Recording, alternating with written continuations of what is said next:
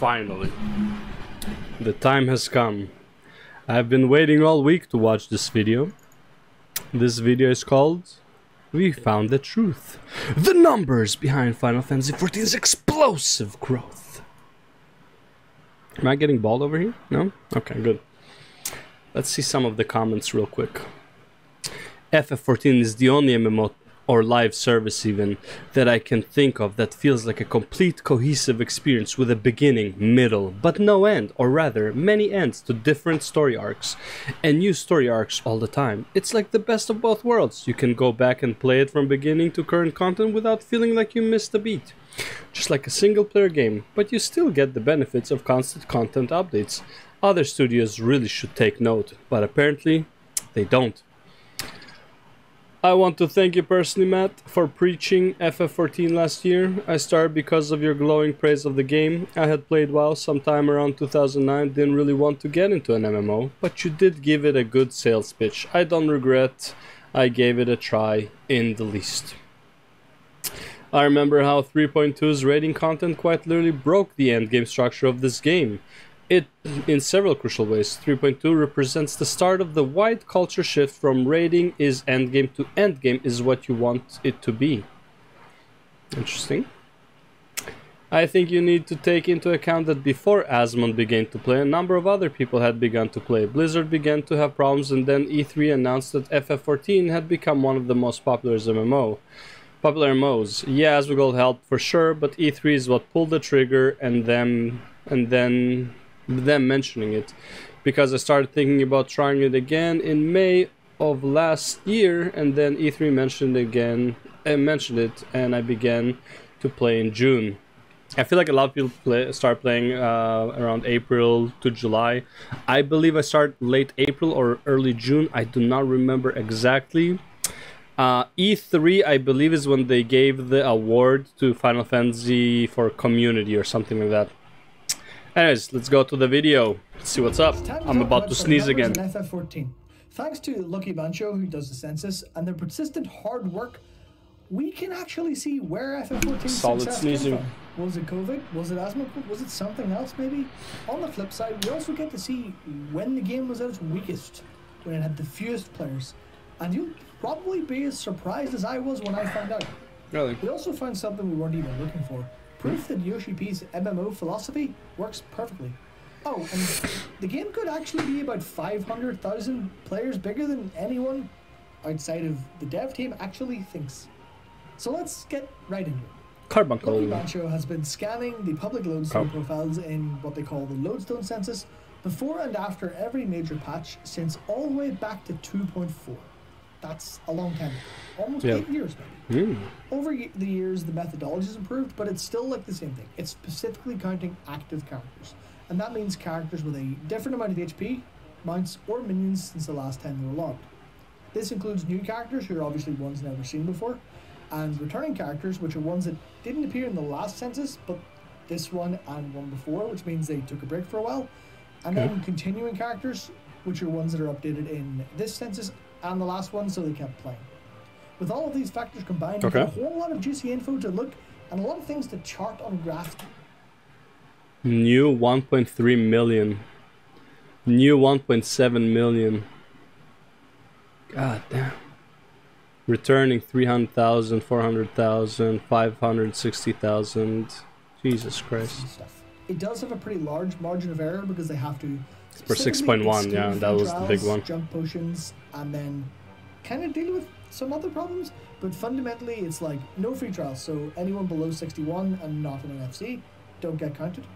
There's also alts. There's about, a survey in 2019 said about 20% of players have an alt, so kind of keep that in mind. It's not reflected in the numbers, but kind of keep it in mind. Despite all of those kind of ifs, it is extremely valid for apples to apples comparisons, meaning like, say a census from Shadowbringers versus a census from Endwalker. If it's grown 10%, then the game probably grew 10%, just the numbers maybe not be super accurate. And I hope you like comparisons because we have a hell of a lot to go through. And I mean, like, I barely knew where to start when I was actually looking at this spreadsheet. I've been staring at it for days, but I finally figured exactly what we should do. let's retell the God juiciest damn. story of all, the meteoric rise of FF14. Did you know that its lowest point, the darkest era, was actually in the middle of Heavensward? Faith in the game was I believe wavering. that. There was a whole bunch of reasons why, especially like, well, for me, tanking kind of sucked with TP, but for a lot of players, like, raiding was a problem, and it didn't have a lot of the content that people kind of thought, well, whoa, there's so much content. They hadn't made that yet. The result then is basically this graph. We only have a few data points. Heavensward is red.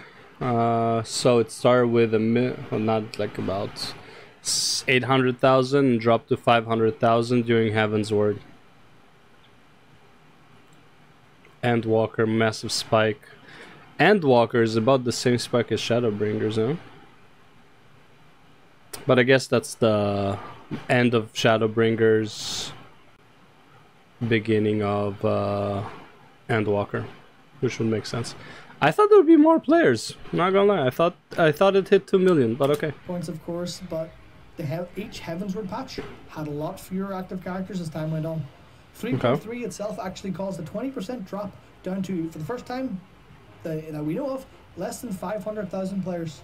But that's okay, because, you know, expansion to expansion, they'll come back, right? The funny thing is, like, even when you would consider Final Fantasy XIV dead, and they had to remake everything and all that stuff, they still had 500,000 players. And these are practically not bots. Expansions bring promise. Promise brings players. I believe. Stormblood's a big They've promise. been really active on, like, Except it's sort maintaining of stuff.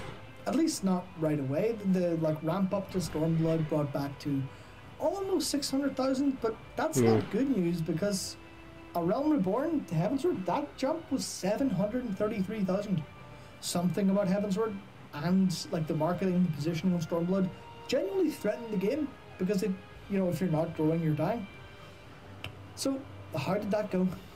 Stormblood had a number to beat. Okay. Heavensward's launch had 820,000 active characters. Okay. That was the goal. Unfortunately, bad news. Only 660,000. So that's So good, 160,000. I mean. That's a lot of characters. Yeah. Didn't show up for the sequel. And this was after Heavensward been, you know, it's Heavensward, critical acclaimed MSQ, incredible story. And in hindsight, this sounds a little insane, but I think at the time people were thinking maybe this team are one-hit wonders. A Realm Reborn was pretty okay. Heavensward, great. Maybe Stormblood, maybe they didn't like the tone, maybe there's something about it, but it just didn't get the players it needed. So that's a bad. I liked Stormblood overall. I am just on the literally last trial of the expansion, like before the patch content. I honestly liked pretty much everyone. Lise makes sense to me as like this child that is growing up to become somebody, but she's been spoiled and she's kind of dumb. I don't think she should be a leader of fucking Alamigo, because she's still a kid, which is, I'm really glad that what's his name, Rauban, would be with her there in charge, but like, yeah. Start. But the full story comes a couple of months after launch. Players are back, or at least most of them. We're back up to 800k, and that's not bigger than Heavensward, which would be your goal, but it is progress. And I think it went like this. I think people weren't excited for Stormblood, but then people sat down and played it, and then told their friends, dude, come on, Stormblood's great, come on, play. So maybe that was it, maybe it was... The trials were really cool. Omega raid is actually pretty good overall. The Allied raid is really good, and man, Eureka, there's so much to love in Stormblood, but Eureka came later. It's a patch content, right? So just like a little bit of distrust that went away, but generally speaking, based on these numbers, Stormblood fared better on retention than Heavensward, but as you can see, not massively. Yoshi P actually admitted this himself to Famitsu in an interview, saying that those two expansions had players fall and quit. They left because they weren't satisfied with the game in the middle of leveling, or they finished MSQ and went, fuck it, I'll come back in the next MSQ, but they didn't have a reason to stay and play. And that's where their strategy of continually growing the game, continually improving like the core game, seems to have panned out, because after Stormblood, we all know what's next. The first 3 census in Shadowbringers had 46% more characters than those in Stormblood. It broke and then held a 1 million player average, well, character average. Sick, man. And you can see why. Yeah. The last few Stormblood patches, the story that they're building up, stuff to get more dark, the content quality was really coming. They really stepped into their own.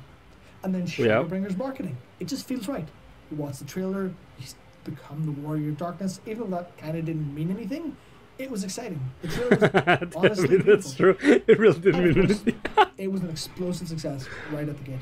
30% higher on most metrics than Stormblood and Heavensward combined. Also, like, don't forget the boom towards like the last quarter of Shadowbringers. So you just need to look at which I'm assuming is that boom right there. Shadowbringers is like 30% higher on most metrics than Stormblood and Heavensward. It was just retention, bang. New players, bang. Everything. I mean, obviously, the MSQ was called the best JRPG story in a decade, and it's accurate. Every new bit of content was good, and something about the whole thing, the whole process, whole product just clicked. And in that interview where Yoshi P admitted that players didn't stick, he said Shadowbringers was different. It actually grew from month to month. It grew after, instead of people going, MSQ, done, I'm out. It actually clicked and people stuck around. Interestingly, in the same interview, he added a lot of validity to all of the numbers we're talking about, Bancho's count, by saying that they broke the 1 million mark around the same time that Bancho said they did. So Shadowbringers, resounding success. Where did they go from here? What's next on the step of the massive rise? Usually you would say, okay, it's the next expansion, surely. But we have a few little stops to make on the way first. Would you believe me if I said 5.3 was actually COVID, a really, okay, really COVID. bad patch by the data? 5.3?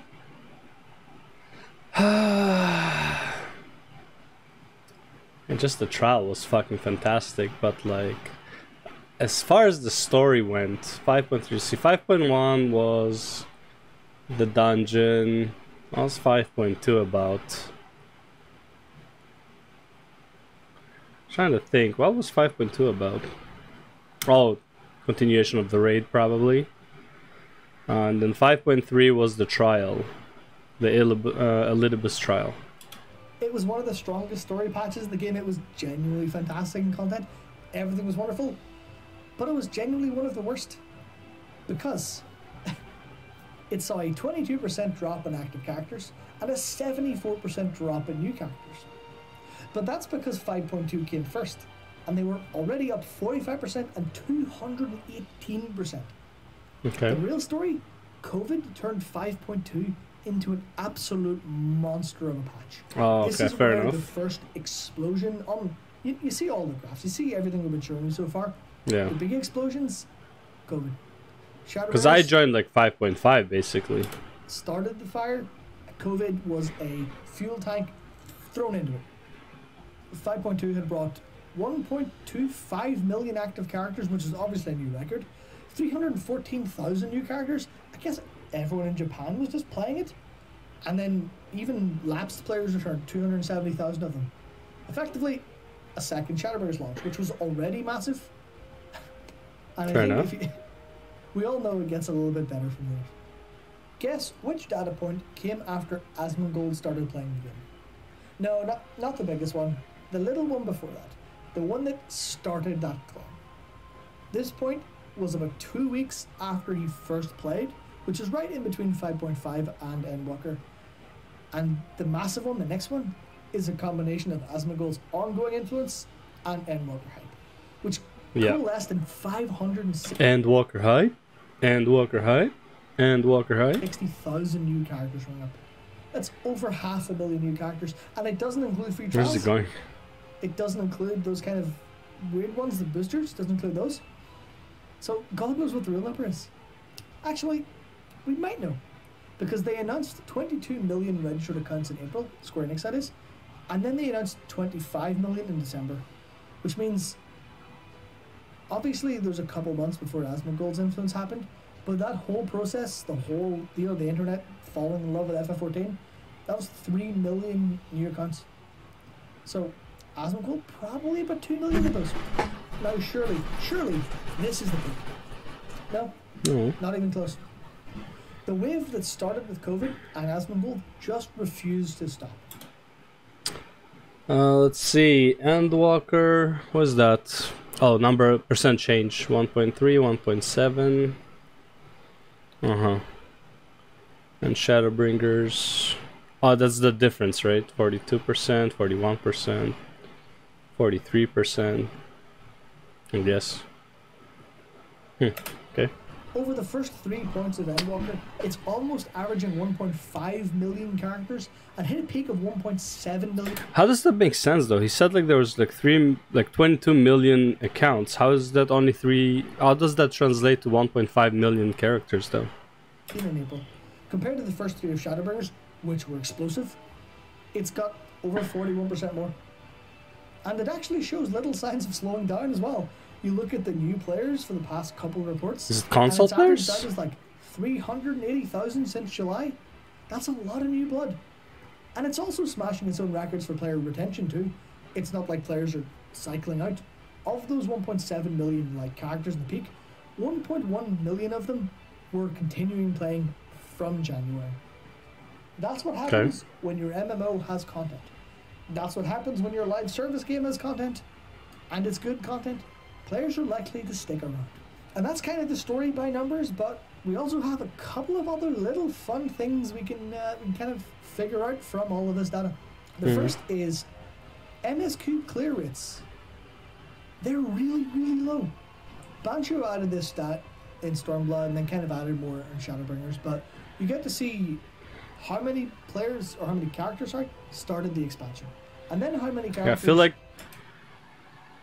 Let me see this shit real quick. Holy hell. It's the brightness of my TV that I'm watching this on is making me like pasty white. Where the hell's the setup here? Menu. Brightness. Oop. Is this what it is? This do it? It kinda does it, but not really. Damn, holy hell.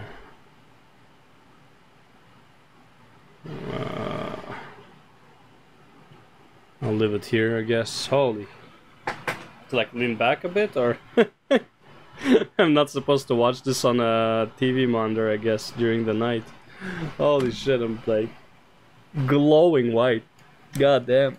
Let's see if I turn this off. Would that help? Kinda, not really. Finish the expansion. And look at this graph. It's crazy.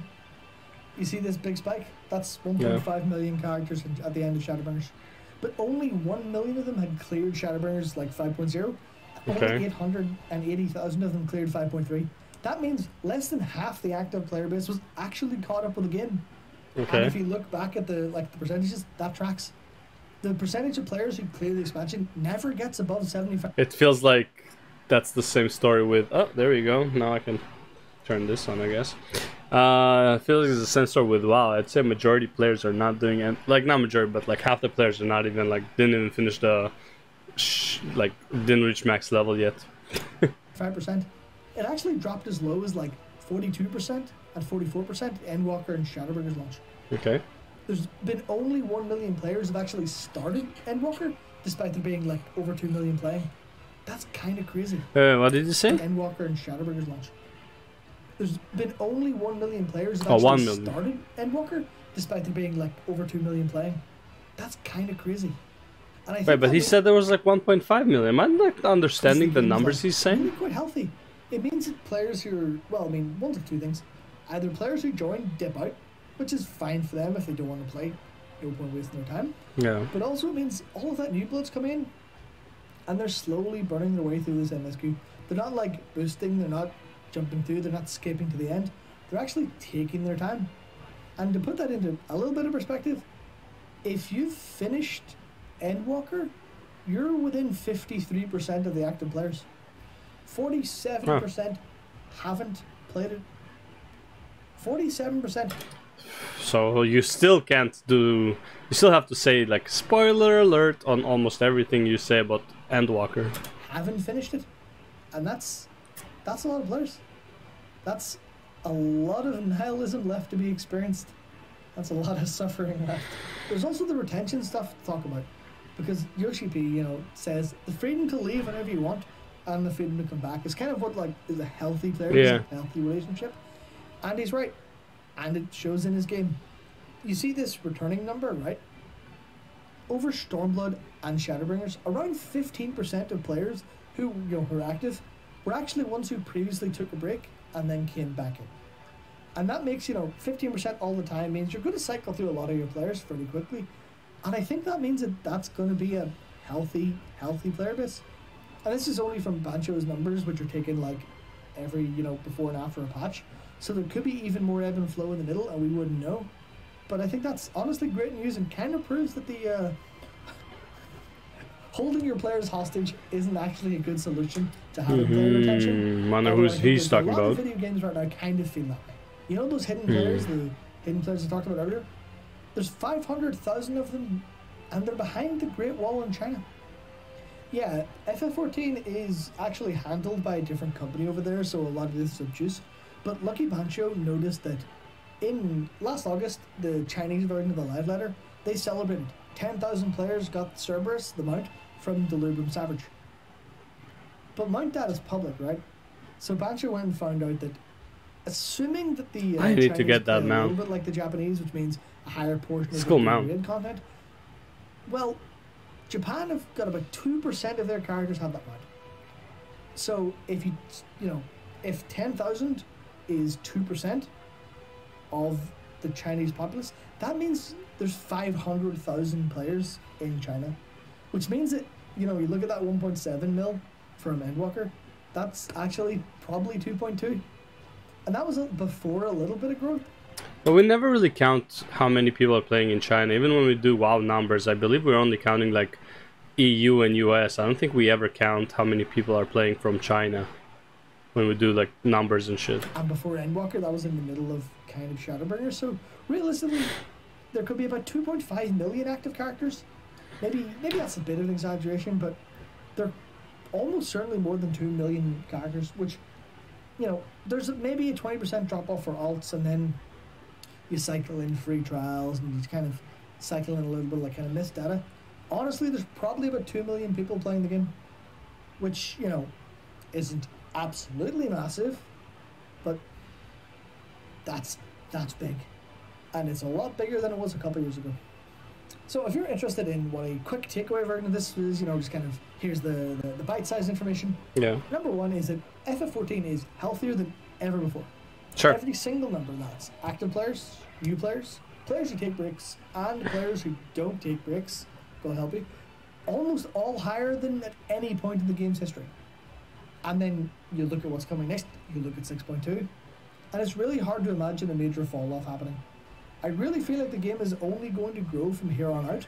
We're looking at like up to... It's gonna be hard, man. It's like the plan for the next 10 years is like...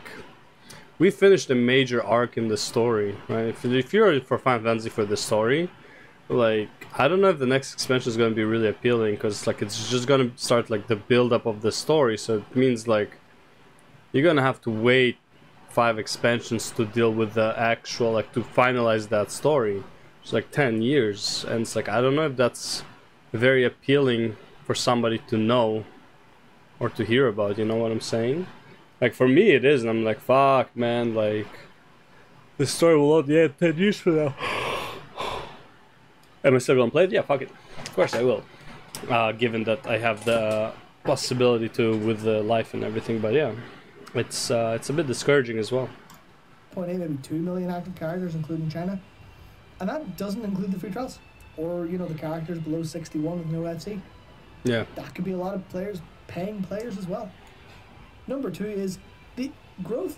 Obviously, you say COVID did it, Asmongold did it, Endwalker did it. But those are, I think, the equivalent of, like, an oil truck driving into a fire.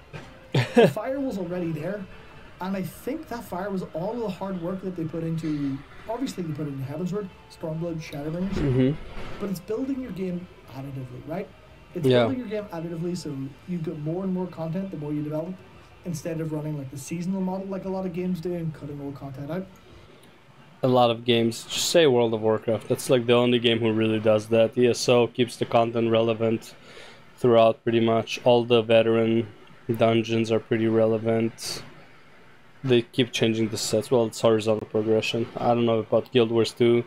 But yeah, I do like that pretty much you can do any content in Final Fantasy at any point. And there's also the fact that they went and said, okay, the old way we do the core game doesn't work. You know, the removal of TP, the combat changes, the system changes that really work. Stuff like that is all really, it's really been super important to the growth of the game. And I think it's like the blueprint for anyone else to look at. Because, I mean, you see in the numbers, there are results. 3, FF14 has never actually been in danger. Nope. Its lowest point was in 2016 with just under 500,000 characters. Yeah, it's still healthy. And growing since. Yeah. It's not massive, but it's still millions of dollars a month in revenue. Oh yeah. So the game's, you know, never even nearly dead. Number 4, the game has really been cycling players, and that's really healthy.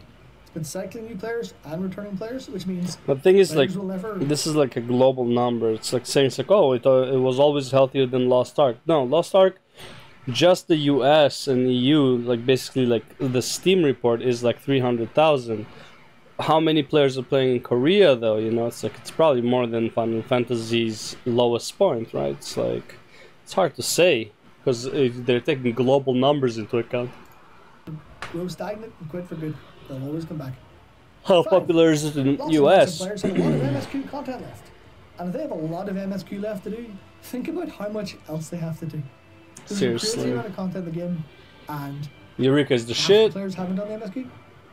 Half the active players, so that doesn't include free trials.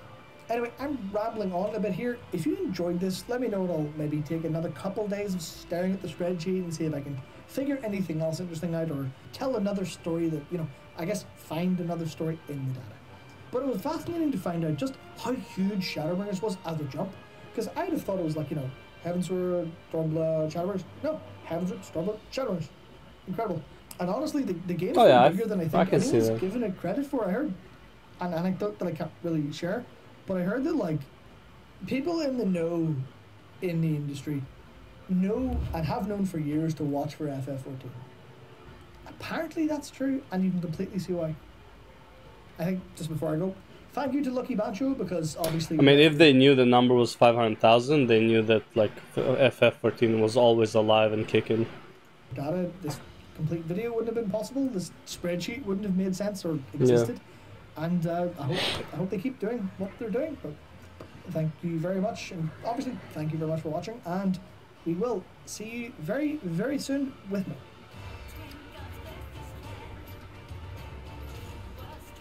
I knew it. I knew that was the song. The last boss of the LA raid right now.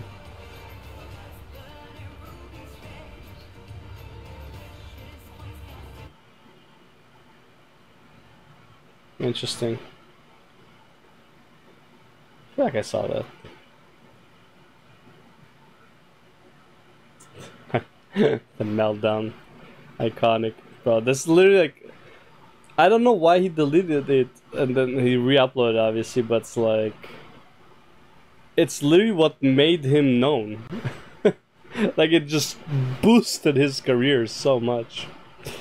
Oh man, anyways, yeah, that's the video. I actually thought there were more players. He said, like, you would assume that there was like 500,000 less. I actually thought there were like at least 500,000 more than what he said.